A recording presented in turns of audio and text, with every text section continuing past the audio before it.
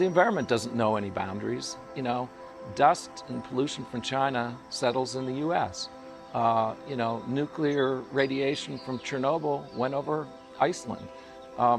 What goes up into the environment goes around the world, and ultimately this thin layer of topsoil, maybe 6 inches of soil around this hard planet spinning in space, represents the dust of our ancestors. All human history and all the other creatures are in that soil. And to contaminate that and the water supply and the air is an unforgivable sin. It's something that we'll pay for as a species in generations to come.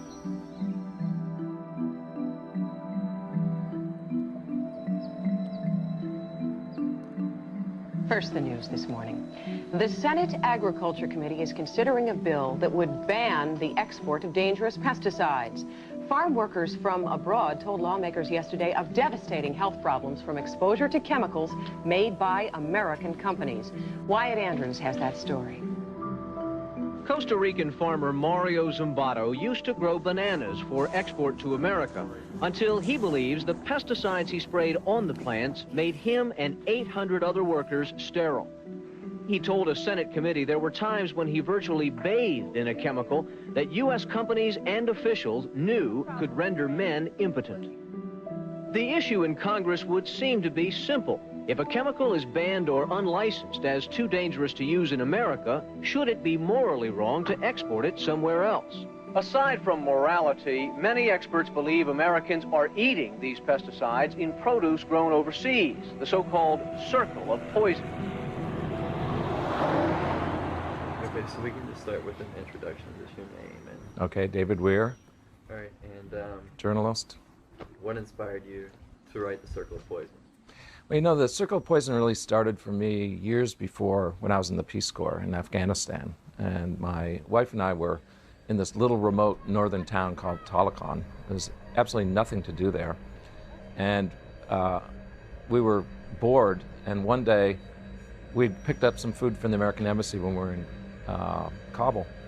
And she was reading the ingredients on the Kool-Aid packet that she'd gotten, which shows there wasn't a lot to read in Talokan. And she said, "Holy cow, there's cyclamates in this." I said, "Wait, they're banned by the US government. How could a banned substance end up in a poor country like Afghanistan?" And so that started the investigation, where I started to realize that systematically, anything that was banned or heavily regulated or restricted or unregistered in the US was being allowed by the US government and in fact encouraged to be sent overseas, almost as compensation for the companies for losing the US market.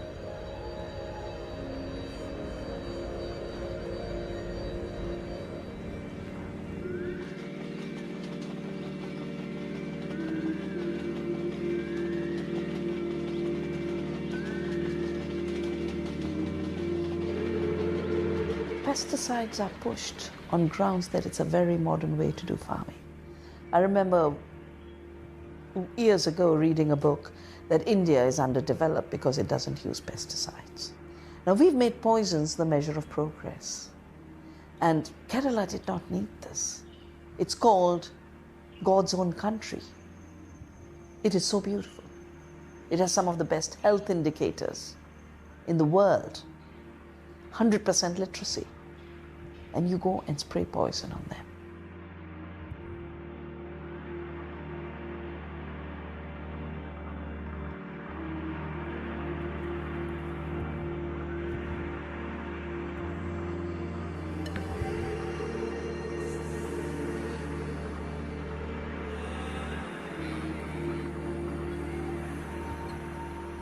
You know, so like Annie is our, Anne Leonard, she's also in Berkeley. She actually brought us into the whole toxic work. The issue of pesticide in Kasaragod is a very unique case. The first response or the first impact of pesticide is on animals. We have the bees disappearing, we have the dogs dying, the chickens dying, snakes dying in the plantation area. And initially the people were really happy because the snakes are dying, the jackals are dying. So no jackal will come and catch your chicken, so you're happy. You can walk in the plantation freely because all the snakes are gone. But in a year's time, they found that their chicken is also disappearing.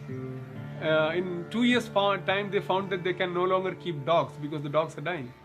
And suddenly you have the impacts visible on human beings. And when the impacts became visible on human beings, like the what we call brain edema and the swollen heads, the people born without limbs, in certain cases people born with the urethra and the entire things outside the body. You name the human disorder which can happen to a body, you see in Kasaragod. When we actually went there and then started to understand the issue of the pesticide, endosulfan, the local community, generally they were not at all aware of the impact which a pesticide can cause. We realized that there is no other source of pollution in that area because it's a pristine village. So we were also not very sure whether it is caused by the pesticide. So but then slowly when we started collecting the information on pesticide only, we realized that these things can happen through pesticide. Probably the earlier signs and symptoms was in very early 90s, like 91, 92, 93, that kind of period. By 2000, 2001, it was every day there was some child born with something. So, but in Kasaragod, we see a lot of new ones born with genotoxic effects. The child is not exposed, but their parents are exposed, and the children are born with deformities. That is happening today. Deep in the cashew plantations of India, Dr. Nushad and his mobile medical team visit survivors of one of the worst pesticide disasters in the world.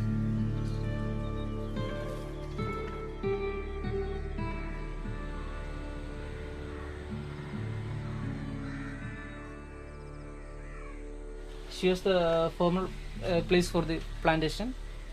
Here all full of cashews. Here also itself sprayed by the endosulfan.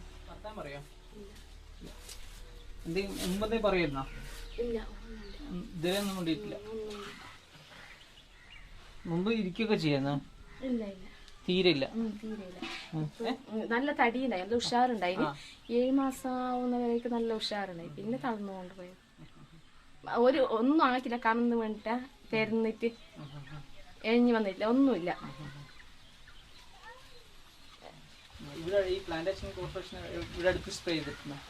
അല്ല, ഞാൻ ഇവിടെ വന്നതിന് ശേഷം full ഇതന്നെ കശുമാവിന്റെ full ഇത് വീട് വെച്ചെടുത്തെല്ലാം full ഇത് ഞാൻ കല്യാണം കഴിഞ്ഞ് വന്നത്.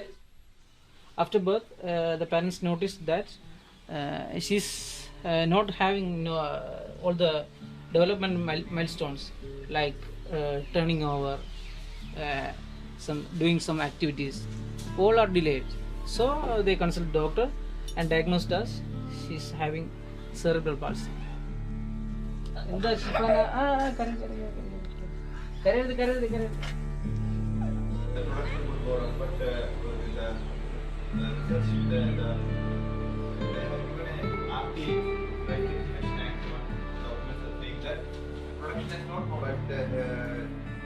needs to be enlisted based on the distribution by the district and family. We can give the treatment part of that. As of now, we have 5,500 enlisted victims, of which we are in the process of rehabilitation. We are providing health rehabilitation to them, which includes mobile medical units, comprehensive free treatment. This may be just a tip of an iceberg. There are newborns which are having the similar health effects in the area which is found to have more endosulfan contamination.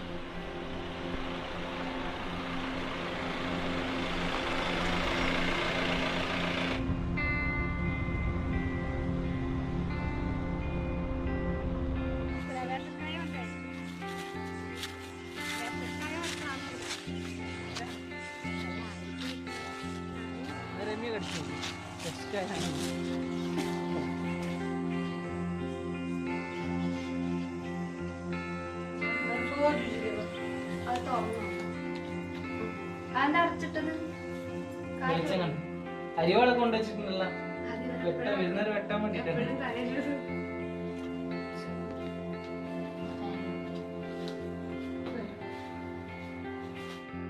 She was an absolutely normal child before the exposure of the endosulfan. How old was she? Now she is 38. How old was she when she collapsed? എത്ര വയസ്സുള്ളപ്പോഴായിരുന്നു സംഭവം? She was at 6 years. She was studying second standard when she was running behind. Actually, it shows that she was running. She was running behind the helicopter.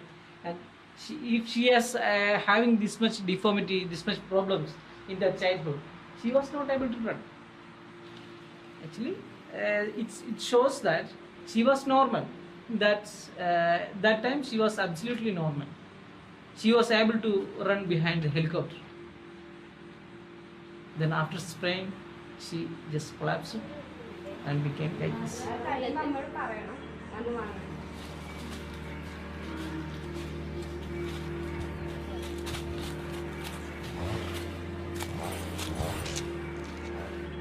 Nearly 40% of victims have neurological disorders. The government provides free special education for affected children, who Dr. Nushad checks on at one of the schools.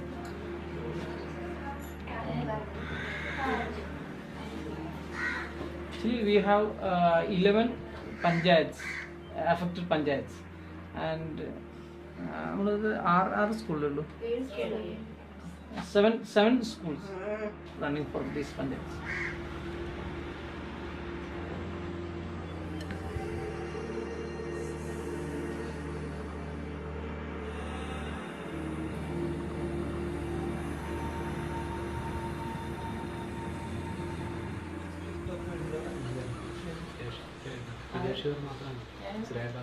Siraj വരുന്നുണ്ട്. Siraj കാണുന്നുണ്ടല്ലേ?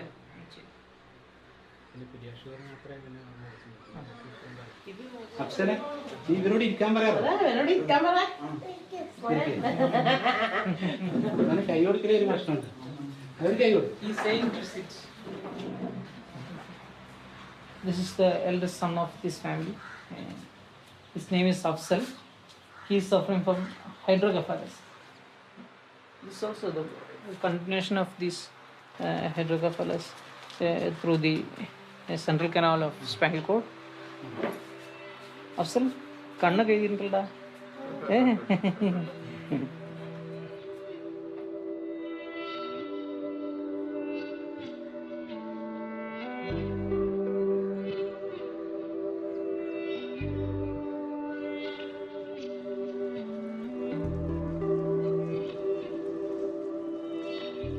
We perceive the US government as one which is for the corporates. Starting from DDT in 1972, when the US banned it, then they still produced it and exported it to Africa and Asia. Even after 50 years, they're doing the same thing. It is very unfortunate.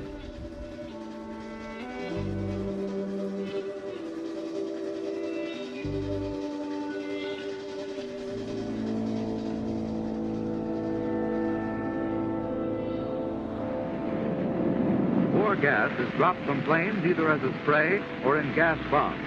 But should enemy raiders use gas against your community, there is no reason for fear or panic. Before World War II, there wasn't widespread use of pesticides. There was reliance on some individual chemicals.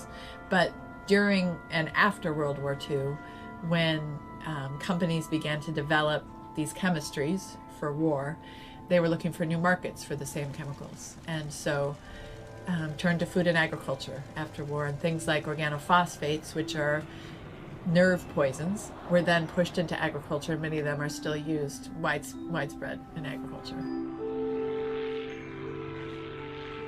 Some of the classes that we're most concerned about are those in the DDT family that stay around for generations and that migrate around the world. They migrate on wind and water currents, kind of doing this what they call the grasshopper effect.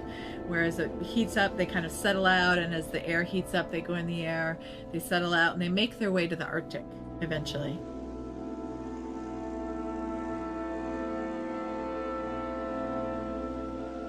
Without war, we wouldn't have pesticides. Maybe that's an irony, maybe not. But one way or another way, this is what we ended up with. In the early 70s, it was clear we had problems, health problems and environmental problems we'd never experienced before, thanks to pesticides. That's when the US government enacted FIFRA, one provision of which allowed the continual production and manufacturing of pesticides that were not permitted for use here to be exported overseas. That set up the whole regulatory loophole that created this, allowed the circle of poison to come true.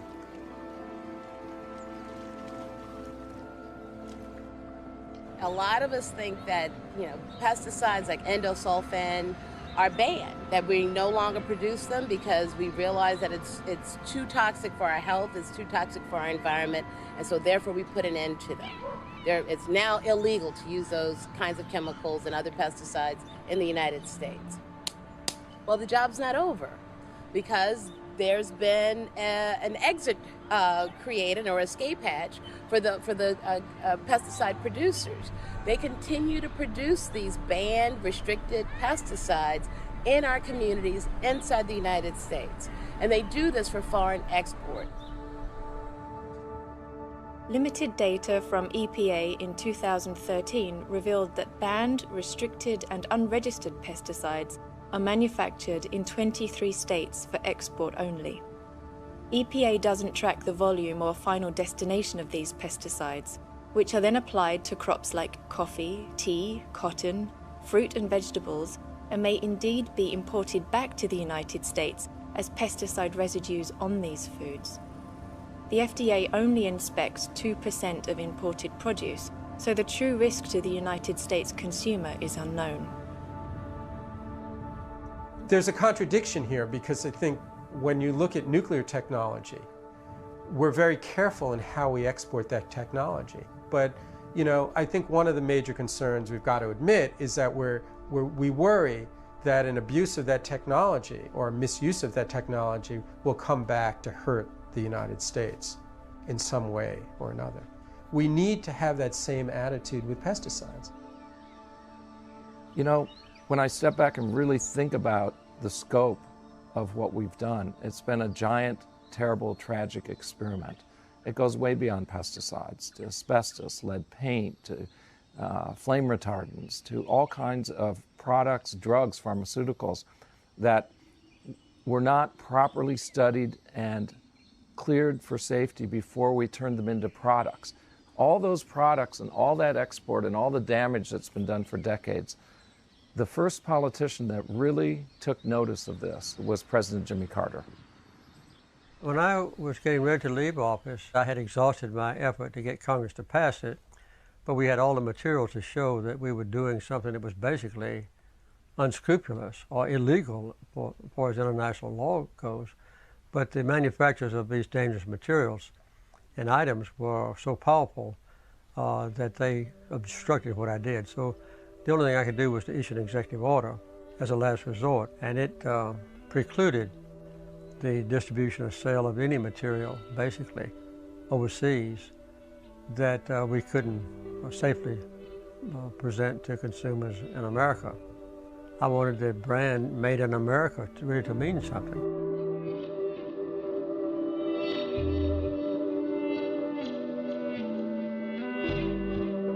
As soon as I left office, they descended on President Reagan, Ronald Reagan, and he agreed to protect their right to continue selling pesticides and flammable clothing and unproved or disproved drugs or condemned items to people overseas just so that the manufacturers could get rid of them and not take a big loss.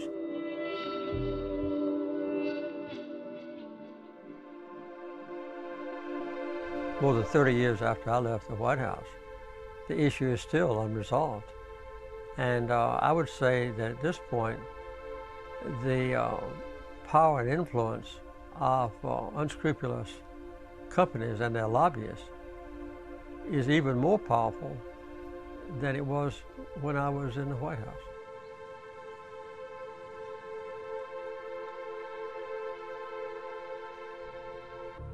When we speak of the circle of poison, we most often think of the danger to American consumers.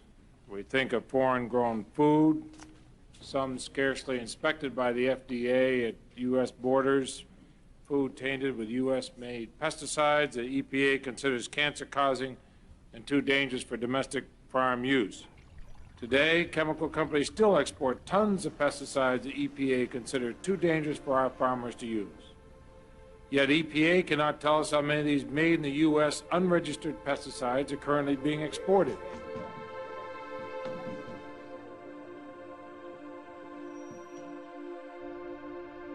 Senator Leahy was the first elected official after President Carter who tried to stop the circle of poison by introducing 3 bills in the 1990s.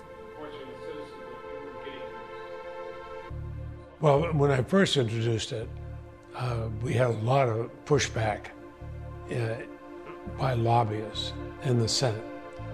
We had enough people in the Senate who realized that it was important to stop the circle of poison, and we passed it. But once it got to the House of Representatives, the lobbyists were able to work a lot harder, and they were able to stop it from being in the final bill. We tried mightily. We worked on Saturdays and weekends, everything else on the bill, but could not get that part through. There are very powerful interests that make a lot of money by selling things they know are contaminated. And the fact that we might be able to make money and create a few jobs here and poison people in other countries, whether it's asbestos or lead paint or something, we shouldn't do that.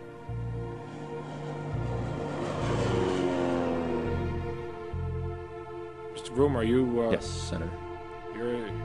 You're the lead-off that allows all your members to be able to say either they fully agree with you or, my God, what's he talking about? That's correct. Go ahead.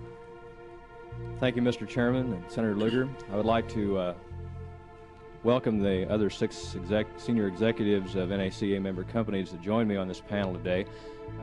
One of Senator Leahy's main opponents to the bill was Jay Vroom. Mr. Vroom has represented the pesticide industry in Washington for nearly 3 decades. Carefully prepared, advanced written statement. And our argument in 1990 with Senator Leahy and others, as it is today, is that we would rather that the United States be a principal source of providing crop protection tools for farmers around the world and the incubator, if you will, for innovation for that kind of product development, and the follow-on stewardship that companies like those that are based here in the United States can and do provide over the years, rather than having those needs served by product producers of pesticide compounds from places other than the United States. Do you think you'd find everything safe, or do you think you'd find a whole lot more violations?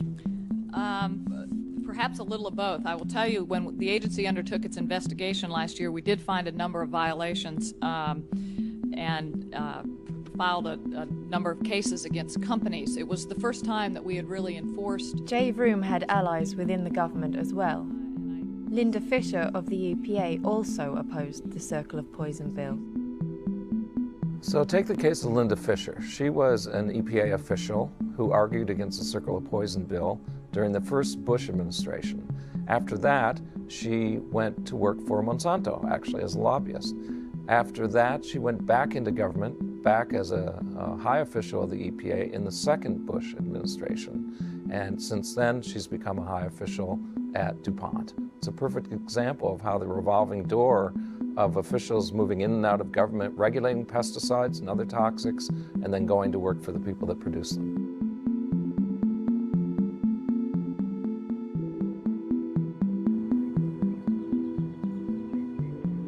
In 2012, the top 6 pesticide companies hired 116 lobbyists. 112 of them were either former members of Congress or former members of a major government agency like the EPA, the FDA, the USDA.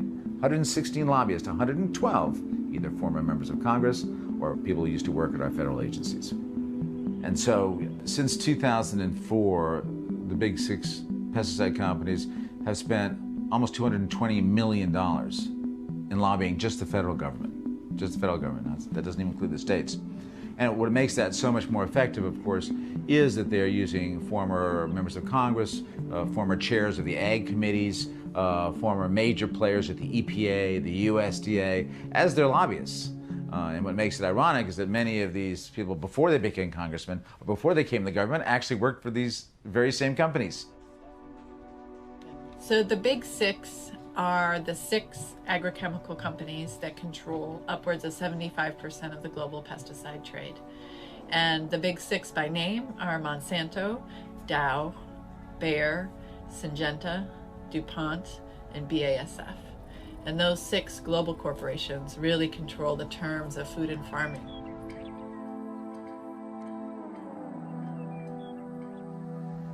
While a handful of Western companies continue to make record profits, they do so at the expense of farm workers around the world.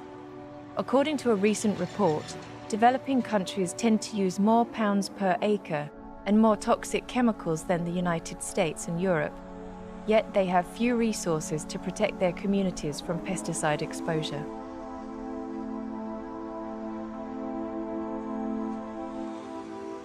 Pero pues no hay más trabajo aquí. La gente que no tiene estudios, que no tienen otra cosa que hacer, la mayoría se va al campo. Y así seguido se muere, la gente se está acabando, la gente y ellos enriqueciéndose a costillas de la gente pobre, porque es la gente más pobre la que va y trabaja allá. Como aquí es una comunidad muy pobre, que toda la gente vivimos de trabajar en el campo. Y esas muchachas empezaron a trabajar en el campo porque era la oportunidad que les daban, como de bajos recursos y por no tener cómo viajar para ir a trabajar a otras partes.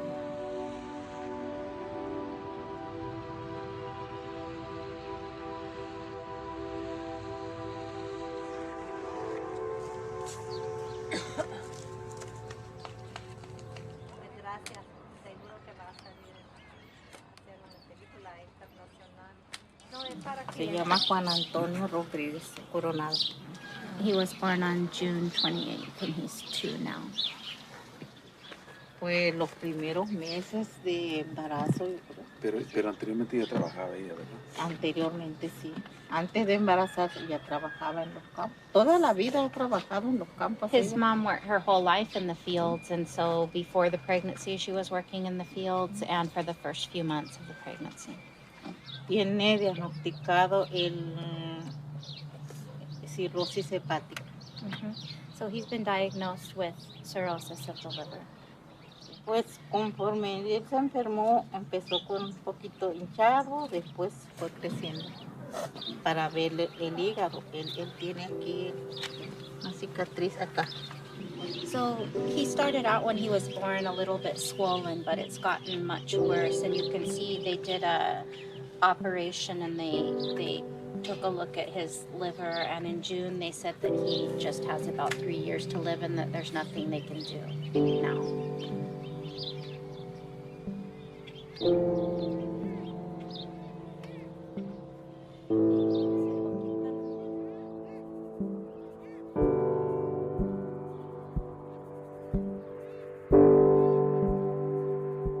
It really is something that, of course, deeply affects me as a human, like all of us, you know, but especially as a nurse, you know, I feel, you know, a deep need to stop this and, you know, stop this effect that it's having on the children, you know, and all of the people here.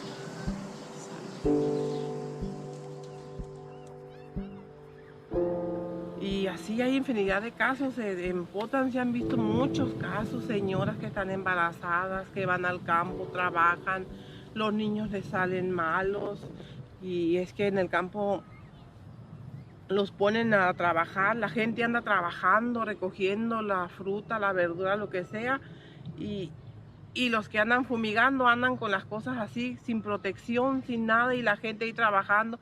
Los lonchis están ahí en el suelo, también les pasa todo. Todo respiran, todo reciben en la piel y en todas partes.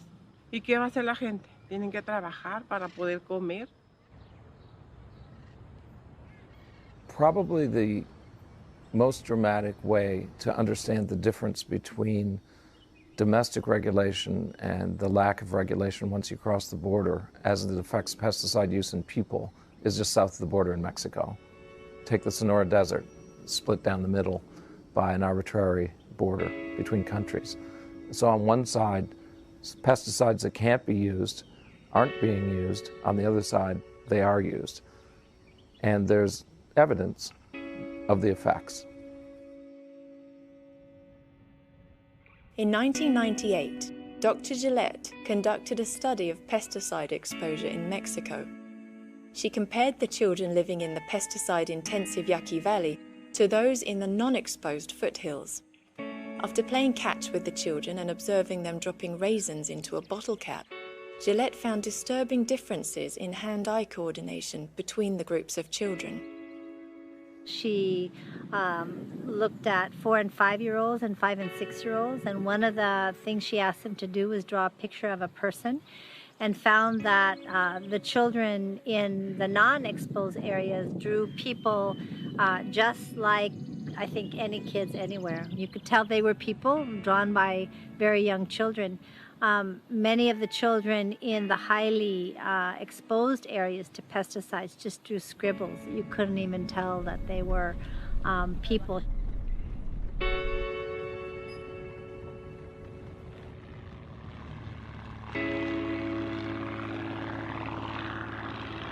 El tiempo de cuando es la cosecha, o más bien cuando es el siembra y producción, el agua circula constantemente por los canales.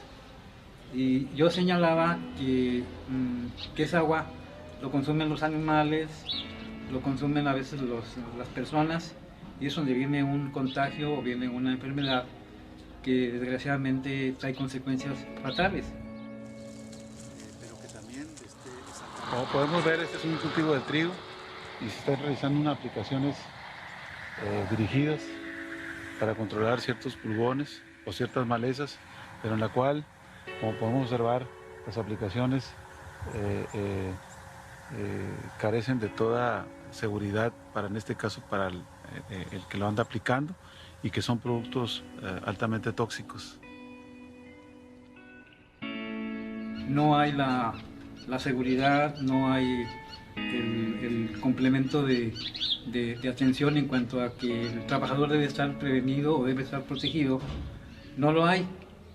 Hemos visto que no ha habido, desde hace mucho tiempo, no ha habido precisamente este interés en proteger al ser humano, hablando ya de la existencia de la persona.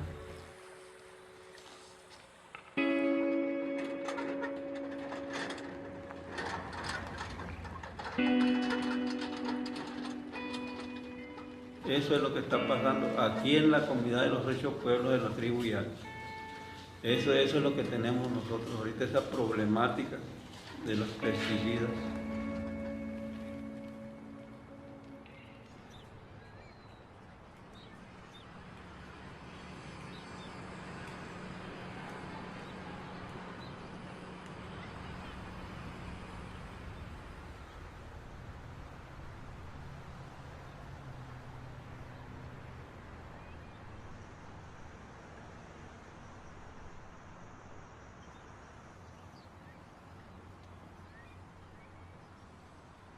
One of the best examples of a place where people are chronically exposed to chemical pollution is in Louisiana, between Baton Rouge and New Orleans along the Mississippi, where there's 150 industrial facilities all along that corridor.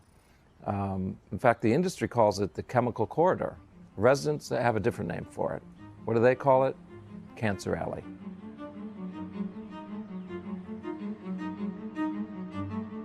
In many communities, especially here in Louisiana, you can look out of your bedroom window and you're looking at a smokestack, and you smell the toxic fumes on a daily basis.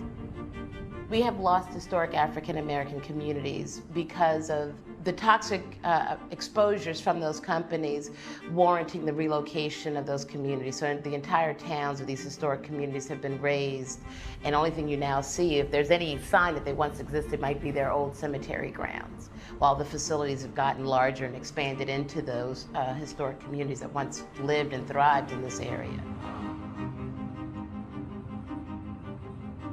There's a culture in the state that really gives the industrial corporations running these facilities a blank check. They pay nothing in property taxes. They get to, through their campaign contributions, basically elect whoever's going to be in a legislative control of lawmaking in the state. They have a lobby that denies and takes away rights of citizens in the state for health care, for health monitoring in the event of a toxic exposure. So we're in a real sad situation in terms of the power that these industrial corporations have in Louisiana, and companies like Monsanto along with them. Monsanto is like all big agrochemical companies, highly profitable and highly influential in political circles. A few years ago, they completed a multi-$100 million expansion of the Roundup plant, for instance, in Cancer Alley. Please welcome our Governor, Bobby Jindal, and our First Lady, Supriya Jindal. Governor Jindal, whose wife is a former Monsanto employee, praised the expansion of the Roundup plant in 2010. Every year since then, this plant in Cancer Alley has had the most toxic releases in the entire state.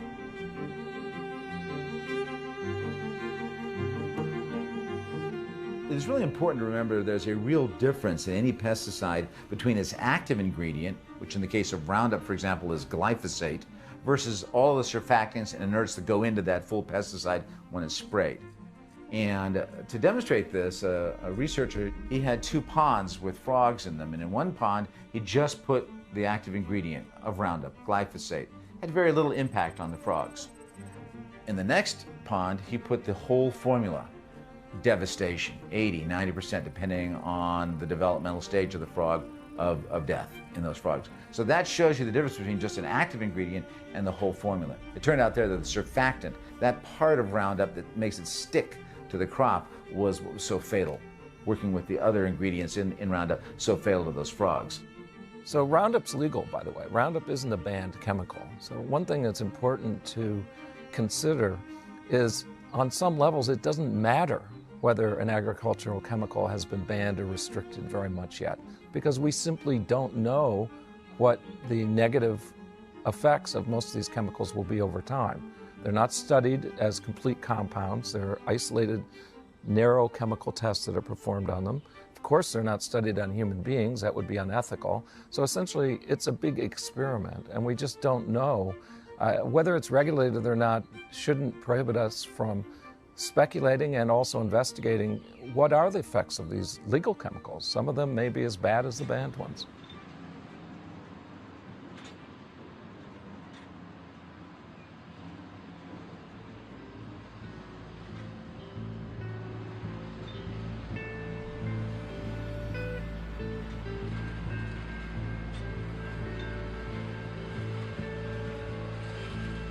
A standard argument against a health environment and other regulations in the country or for export is that it's harmful to business, which of course it is. I mean, if business can kill people freely, it's a lot more profitable than if you have to pay attention to what you're producing and look at the effects on people and so on. On the other hand, if you do care about harming people, the profits just don't matter. And in fact, it's kind of interesting in this country that major industries like lead, asbestos, tobacco, chemical, the industries have often succeeded for decades poisoning people quite consciously. You know, they knew perfectly well that children are going to die of lead poisoning, but you got to make profit. And they're right. It's a system which you're supposed to make profit. Like a CEO of a corporation is required by law to increase profit. So they're doing exactly what they have to do. And if the population suffers, well, you know, it's the cost of doing business, you know. Of course, by the time you get to export, it's a little more vicious, because here what's happening, of course, is the domestic population has become organized enough and active enough, so they're saying you can't kill us. So then the idea is, okay, we'll kill people who are more vulnerable.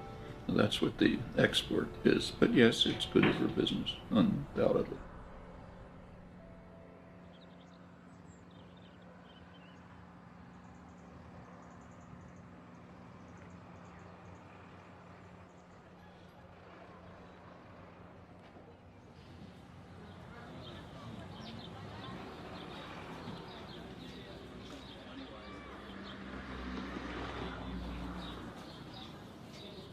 Acá los chicos que juntan soja, están haciendo casitas con la soja, investigan si hay plaguicida.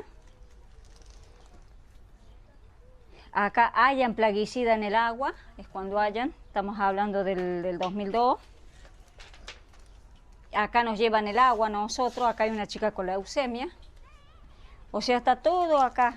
Esta familia, Ezequiel murió con tumores, tenía 23 tumores en la cabeza y en la columna y en la cabeza 3 tumores. La hermana Débora tiene tumores, la madre tiene tumores, el hermano tiene tumores. Estas son familias enteras por los agroquímicos. Y bueno, y acá está el mapa, que si ustedes ven el mapa de Barrio Ituzaingó, tenemos soja, soja y soja.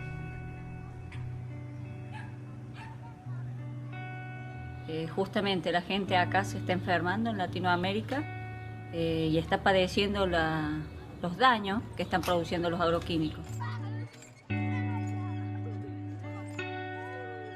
En mi barrio fue declarado inhabitable, es un barrio contaminado por agroquímicos y están naciendo muchos chiquitos con malformación y muchos cánceres, cáncer de mama, cáncer de intestino, tumores en la cabeza. Te digo que nosotros lo hemos sufrido y lo estamos viviendo.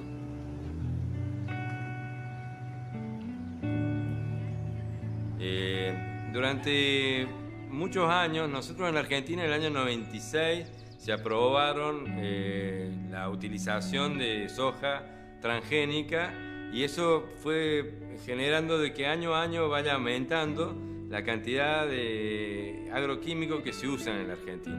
Nosotros estábamos usando 30 millones de litros hace 15 años y en la última campaña se han usado 340 millones de litros. Así pasamos. Y esto se pudo hacer sobre la base de una gran campaña publicitaria que decían que estos productos no eran tóxicos. Confiábamos en que esta situación era segura, digamos.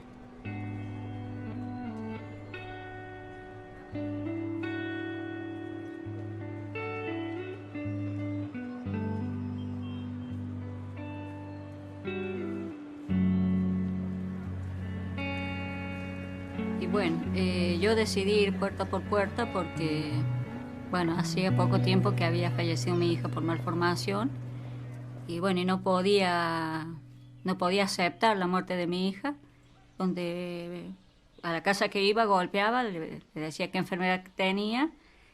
Después fui a la otra vecina, había perdido otro hijo y ahí me encontré de que la mayoría de la gente había perdido un hijo, estaba enfermo y bueno, decidí investigar. Y bueno, eso hizo un detonante en que pensé yo que a mi hija le había podido pasar algo de eso. Entonces hice un pequeño mapa, le tomaba el nombre, el apellido, la dirección, dónde se atendía y qué enfermedad tenía. Y lo llevé al Ministerio de Salud, donde en el Ministerio de Salud me dijeron que quién había hecho eso. Y le dije que lo había hecho yo, había ido casa por casa y me dice, no, dice porque no está pasando nada, ¿no? Le digo, nos estamos enfermando y no sé qué. ¿Por qué? Y ahí nos cajonearon la información porque no se dio a conocer y la cajonearon.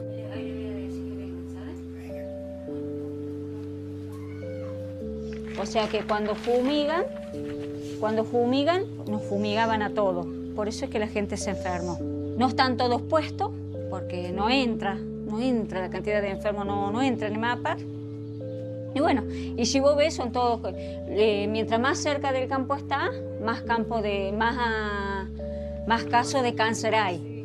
Los más pegados al campo hay más casos de cáncer. Y si vos ves que se va alejando, hay menos casos. Residents of Ituzaingó reported cancer rates to Sofia that were 41 times the national average in Argentina. Yo la enfermedad de mi hija nunca la asocié con la soja, con el problema de la fumigación y todo eso. Bueno, yo me sentí mal, yo me sentí angustiada porque es muy difícil perder una hija, a mí me hizo mucho mal. Y me cuesta hablarme del tema.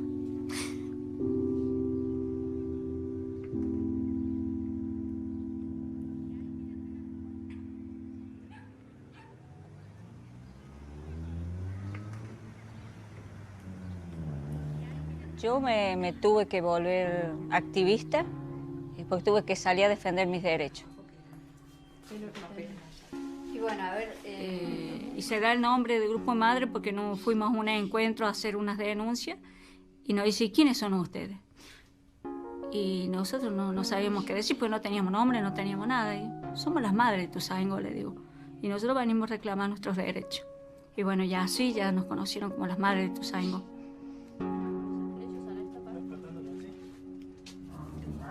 Sí, amenazas por teléfono, que me decían que tenía 3 hijos, que me iban a quedar 2 hijos. Así que la Policía Federal me intervino el teléfono. Y otra, se me metió uno con el arma y me la puso en la cabeza y me dijo que me dejaré joder con la soja.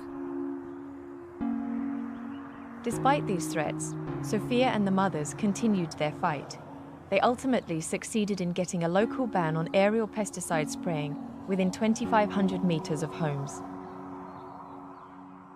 Y hace 10 años las maestras, cuando sentían el avión, invitaban a los niños a salir al patio de la escuela a ver al avión y saludar, y recibían todos la nube de agroquímicos. Hoy las maestras, cuando sienten el avión, cierran toda la ventana, meten a los chicos abajo de la mesa, le dicen a todo el mundo que no respiren, porque ya saben de qué son los productos tóxicos. Pero lo saben porque Sofía, porque las madres, porque después los médicos han hecho una campaña muy grande para demostrarlo, ¿no?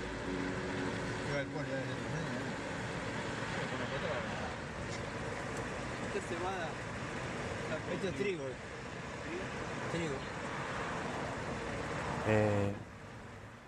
En el caso de las madres de Ituzaingó, eso es un logro a nivel social, que esa gente se haya despertado y haya podido defenderse. Acá no pasa eso. Acá no pasa eso. Anda con cautela porque... Sigan mirando tranquilo, como que quieren comprar los lotes y los están filmando. Ahí nos vieron, pero no paré, flaco, no paré. Bueno, ¿ves allá los aparatos fumigadores allá atrás? Ajá. Las máquinas. Sí. Esos tanques amarillos. All the yellow tanks. Those are the machines they use to fumigate, to spray. Ahora estamos en un depósito de estas máquinas dedicadas a esta agricultura tóxica, pulverizadores, como verás, protegidas con alarmas, con cercos, con un montón de medidas de seguridad.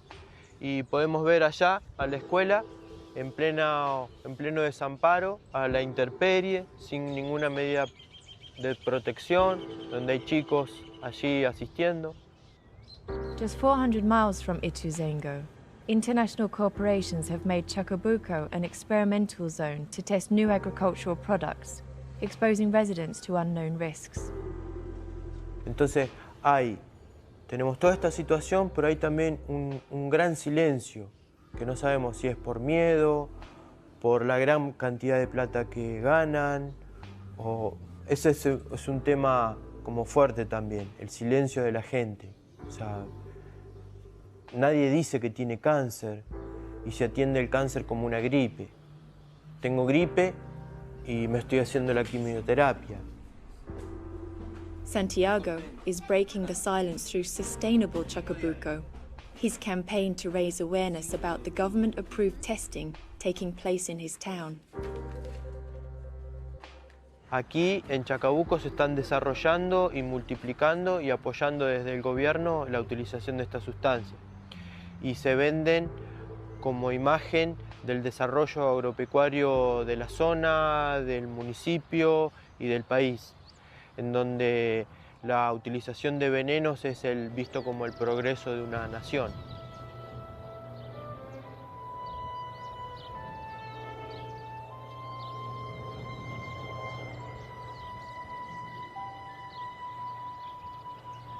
It's an interesting conversation because you can grant pesticides, everything good they do, and you still have a problem.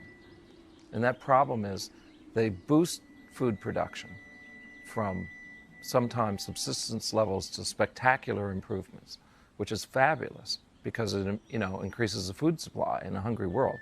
The problem is it's a blunt instrument trying to fight a nuanced problem, which is the the ecology of agriculture. You need all the different crops and the animals and the species that live together where we grow our foods get affected by this blunt instrument. So it's not that pesticides aren't effective. They're extremely effective. They've been called miracle drugs. They increase our food supply beyond anything else that we've ever had. Fertilizers are helpful also, of course. But the problem is that's only a short-term success. Inevitably, you have the problem of insect resistance that kicks in, that undermines all of that success, and you have all the environmental and health contamination effects downstream. When you spray a pesticide, you kill the beneficial insects, and the pest that you're trying to control now emerges resistant. So you have to use far more pesticides because there's nothing to control this new pest. 1,200 times more pests have grown in the world with the use of pesticides. And the pesticide treadmill is this, that you destroy nature's ability to control pests through ecological balance. You then create an inflation in the numbers of pests. You constantly use more pesticide, thinking you're going to control it. What started as 1 spray becomes 60 sprays, becomes 100 sprays. But meantime, your pests overtake your field and new pests emerge. When it comes to global hunger, the weight of the scientific evidence does not stand behind a regime of pesticides, fertilizers, and hybrid seeds, which is the package that is promoted to solve global hunger by these companies. That's kind of the moral face they put on selling pesticides. In fact, in some of the places around the world that are facing hunger very acutely, their recent studies have shown that organic agriculture results in increased yields when you compare it to a pesticide-reliant system.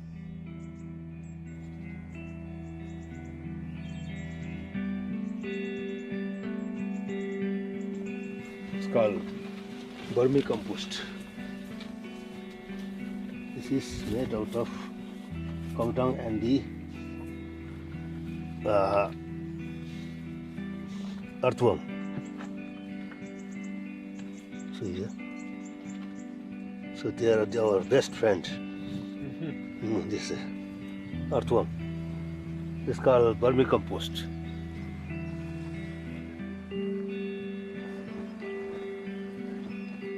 About 2 years ago, the Prime Minister of Bhutan invited me to help Bhutan become 100% organic.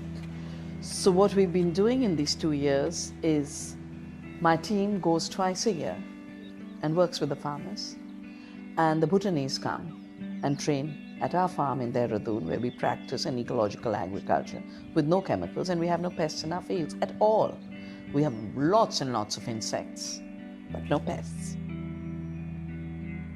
Bhutan's ambitious plan to make all local farms organic would make it the first country in the world to convert to a fully organic agricultural system and ban the sale of pesticides.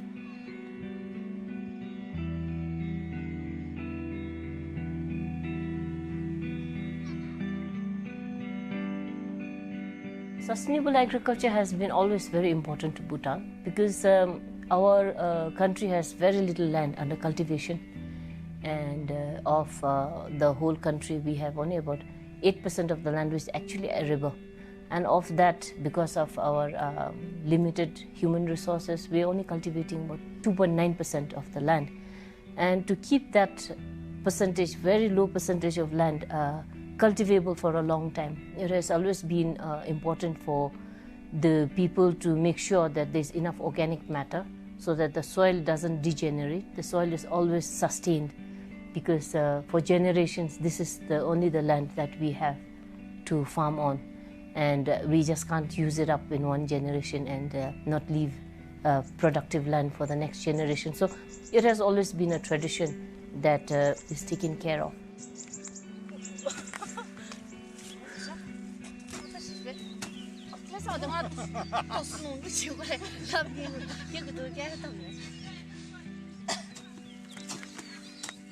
The Bhutan government has very, very clearly decided to not measure growth, which measures only how much commerce takes place, And of course, you can have lots of growth by first creating pesticides. The pesticide industry makes lots of profits, that's growth.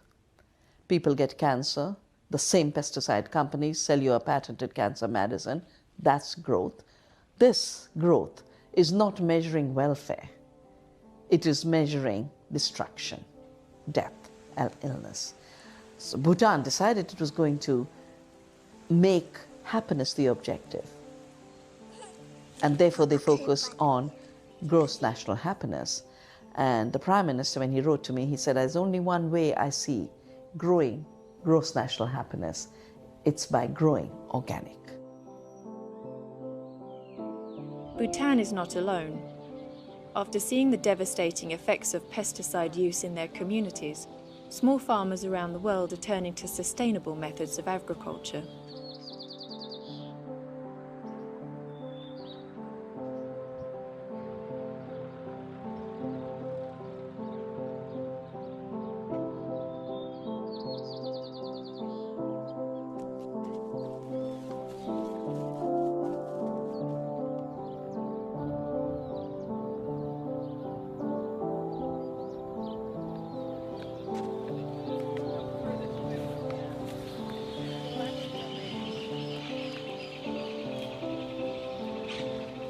La banda. Para la traductora. Ah, gracias. Esta quinta de verdura tiene 50 años de producción. Hace 50 años que se hace verdura en este lugar. Y la tierra está en buen estado. Nuestra organización, Familias Productoras de Cañuelas, nace hace más o menos unos 12, 13 años atrás, en plena crisis de la Argentina, donde todos nos quedábamos sin trabajo. Muchos de nosotros estuvimos muy mal, pero muy mal, psíquicamente mal, por no poder alimentar a nuestras propias familias, aún trabajando todo el día. En esa crisis tan profunda nace Familias Productoras de Cañuelas.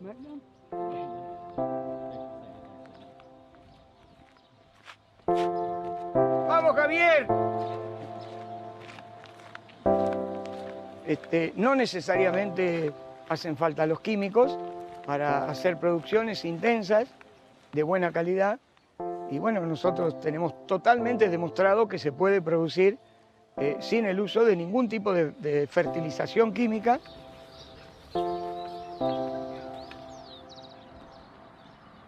En Brasil existen espacios que se llaman tierra preta, que tienen hasta 3 metros de altura de capa humífera.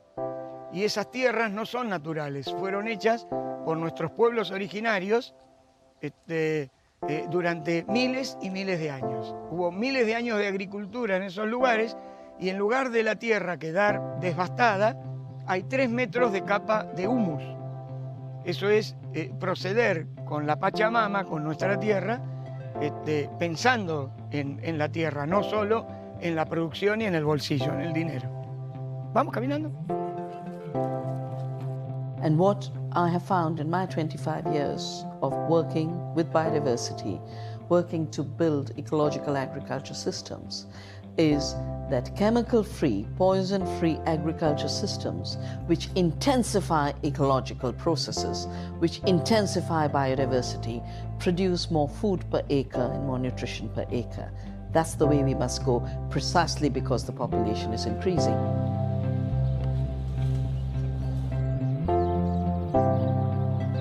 Que estas siembras que realiza esta familia de este campo es una semilla que por años se ha estado conservando por generaciones. Estamos hablando unos 40 a 50 años que esta familia ha estado cosechando su propia semilla, de tal manera que ellos difícilmente aceptan una aplicación de plaguicidas.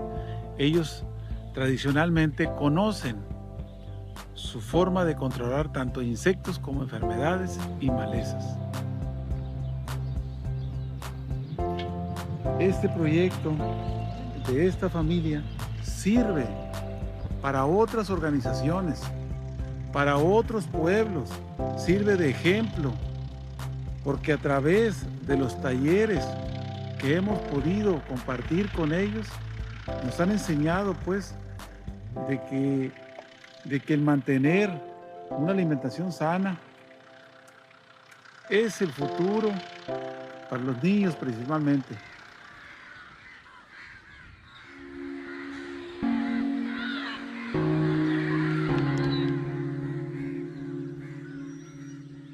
This is Oscar. He's our organic farmer. He does different types of vegetables and bananas, beans, amaranthus, cucumber.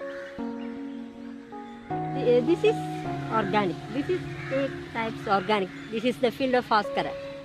The problems in Kasaragod is now being turned around on a positive note where from a pesticide hit or pesticide impacted community, now we are moving towards the survivors of this on a very positive note where we can produce food without pesticides, we can provide rural livelihood without using chemicals. But there is in that sense we see a lot of hope. Since 2003, the Organic Bazaar in Kerala has helped small farmers give up chemical-intensive agriculture to deliver safer, more sustainable produce. This farmers' market was inspired by the growing organic movement in the United States. What I thought might happen, hoped might happen, it turned out did happen, was the Organic Farm Bill. People started paying a lot more attention, and that hobby type thing that the detractors called it is now turning into a $30 billion a year business in the United States, about the only agriculture business that's growing. But also, more importantly, people started asking questions. I think the best approach to handling a particular political, I say controversial issue, like the choice between profit for corporations or protection of human beings, the first instigation should be the American public, to educate the American public about what's going on. We have to start thinking about the alternatives rather than putting more and more energy into trying to beef up risk mitigation in the conventional chemical industrial complex. We need people to say, we don't want the hazards, we don't want to support the hazards, we don't want to export our chemicals, we don't want to import poisons on our food, we want communities where our food is produced to be safe, we want our food to be safe, we know the systems exist, we need leadership desperately, we need an uprising. In recent years, an uprising has been gaining momentum. In 2012, rallies were organised around the country to protest against Monsanto, but less than 20 people attended one in New York City. At a second round of protests 1 year later, 2 million people showed up in 52 countries to march against Monsanto. They want you to believe that there's not enough food on this planet to feed everybody. They want you to believe that you need their products in order to feed the hungry and the poor. I'm here marching for Sofia in Argentina, who organized mothers in her community and demanded that Monsanto stop poisoning her children. I'm here for Santiago in Argentina, who's using the power of social media to know that his town will not be used as an experimental zone for new GMOs and new pesticides. I'm here for Paco in Mexico, who's organizing Yaqui farmers to go back to traditional organic methods of farming and stop using hazardous pesticides and GMOs. And finally, I'm here with my friends from Bengal in India, who are spreading the word and trying to hold these corporations accountable for the atrocities that they're causing.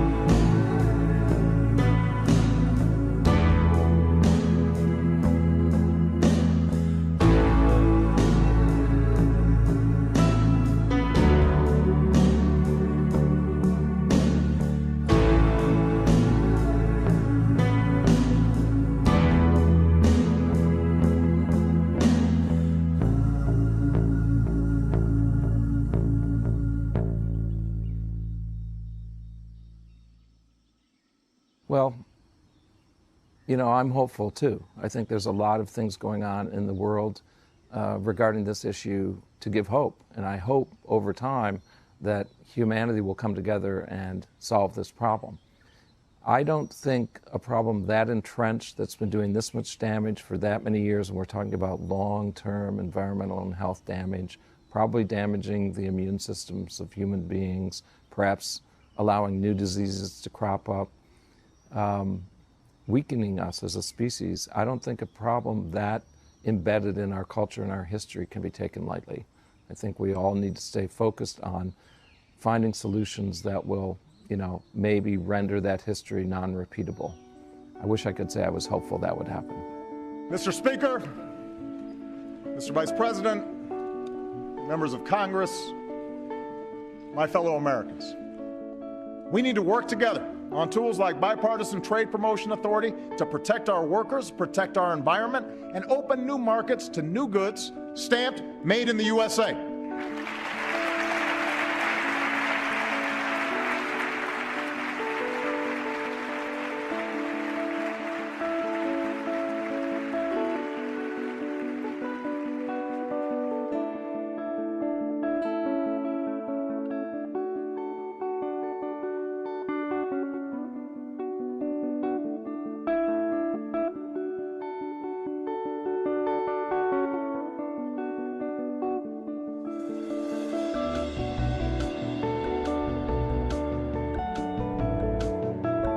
My name is Evan Muscagni. I just returned from India, where I am working on a documentary film about the use of hazardous chemicals. Now, many of these chemicals are made here in the United States, and we ship them overseas to poor countries. I'm wondering if you can speak about capitalism from a Buddhist perspective, and specifically the idea of placing profits over human health and the environment. Oh, capitalist, the market-oriented economy is quite a dynamic sort of force. That also there's good points. But then without much concern about real human sort of equal right, exploiting, only think about money, profit. I think this country really wonderful, wonderful. However, huge gap, rich and poor. Then those richer people only concern profit. I think a truly capitalist sort of thinking, just profit, profit. So I want to use the word we, you and myself must educate. It's our responsibility. Tell more. And this case, you actually experienced as a sort of scientific sort of researcher. So tell people through articles, through radio talks, like that. Very, very important. Educate people.